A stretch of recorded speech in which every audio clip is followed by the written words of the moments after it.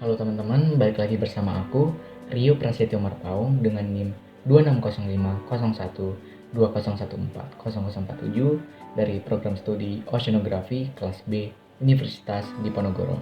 Di video kali ini kita membahas tentang adveksi difusi dua dimensi yang terdapat pada modul 2 pemodelan oceanografi.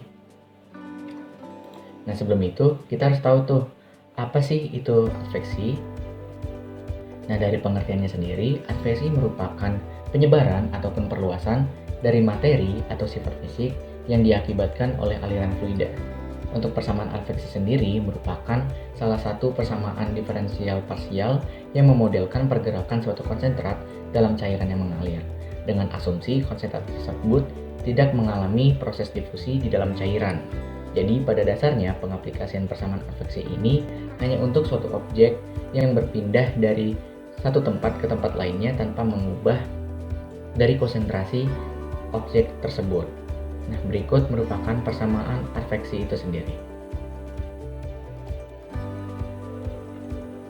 Lalu kalau difusi itu gimana?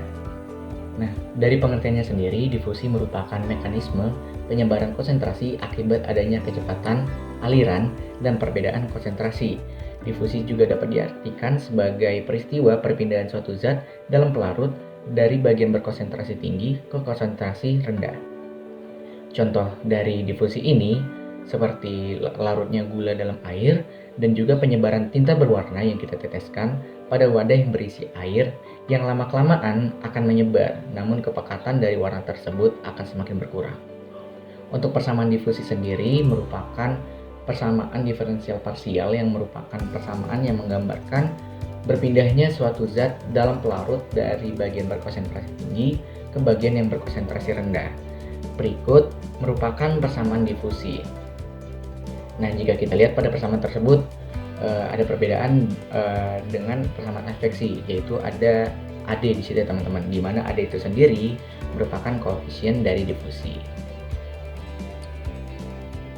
Nah, dari persamaan adveksi dan difusi yang sebelumnya sudah aku jelaskan, di mana persamaan tersebut merupakan persamaan umum yang menggambarkan proses adveksi difusi suatu materi, sehingga untuk membentuk suatu persamaan model dua dimensi yang mendekati proses kejadian di alam, maka perlu adanya diskritisasi terhadap persamaan tersebut.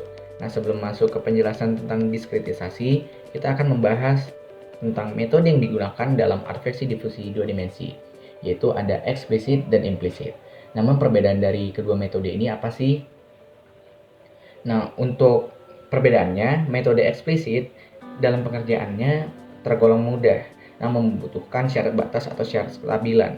Sedangkan metode implisit sendiri tidak membutuhkan adanya syarat batas atau syarat kestabilan, namun dalam pengerjaannya cenderung rumit.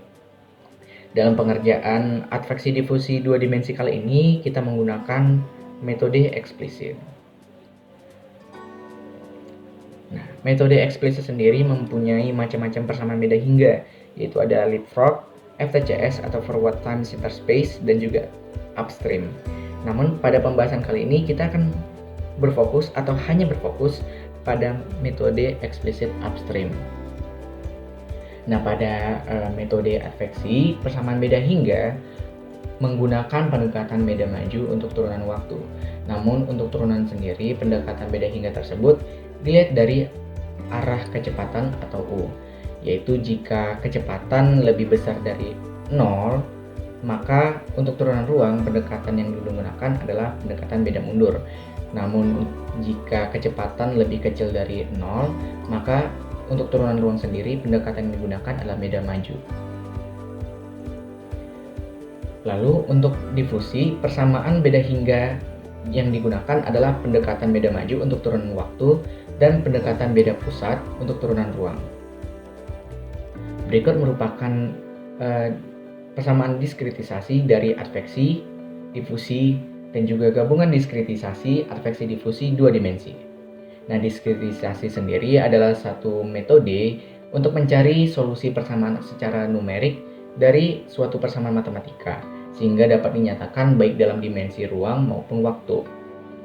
Proses diskritisasi model dua dimensi pada bagian atau suku baik adveksi maupun difusi yang umumnya menggunakan metode eksplisit upstream. Nah, variabel n di persamaan tersebut itu menyatakan waktu, dan variabel i dan j menyatakan indeks ruang. Nah, penerapan adveksi difusi dua dimensi sendiri dalam bidang oceanografi itu dapat digunakan dalam penyelesaian persoalan angkutan polutan dalam aliran air yang mengalir dalam aliran terbuka.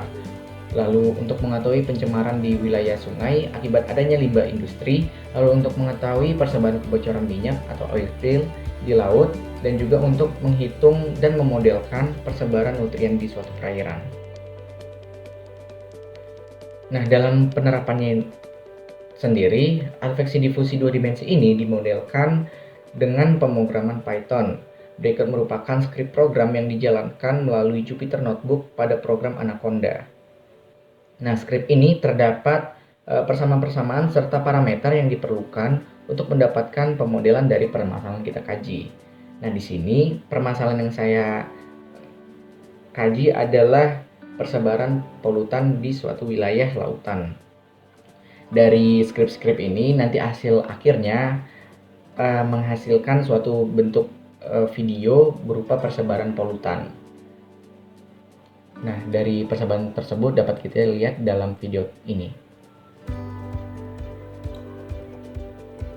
Nah, dari video tersebut dapat kita lihat bahwasanya polutan tersebut sangat pekat pada awalnya. Namun seiring berjalannya waktu, polutan tersebut mulai tersebar, namun memiliki konsentrasi yang terus menurun.